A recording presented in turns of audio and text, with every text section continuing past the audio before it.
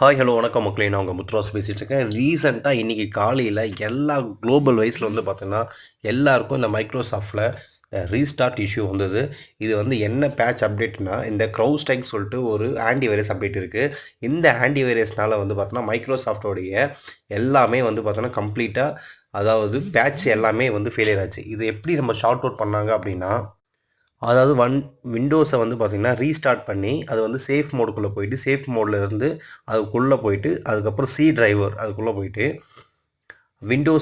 விண்டோஸோடைய batch, அதாவது க்ரௌஸ்டைக்கோடைய சில patches மட்டும் வந்து டெலீட் பண்ண சொல்லியிருக்காங்க க்ரௌஸ்டைக் சைடில். இது வந்து இங்கே மட்டும் இல்லை, குளோபல் வைஸு உலகம் ஃபுல்லாகவே மொத்தமாகவே மைக்ரோசாஃப்ட்டை வச்சு செஞ்சுருக்காங்க. ஸோ இது இங்கே மட்டும் ப்ராப்ளம் மட்டும் இல்லை, இது எங்கெங்கெல்லாம் இஷ்யூ ஆச்சு அப்படின்னா, இந்த hospital, banking sector, production side sector, அதுக்கப்புறம் வந்து பார்த்தோன்னா ஆல்மோஸ்ட் வேர்ல்டு ஃபுல்லாகவே இந்த இஷ்யூ இருக்குது.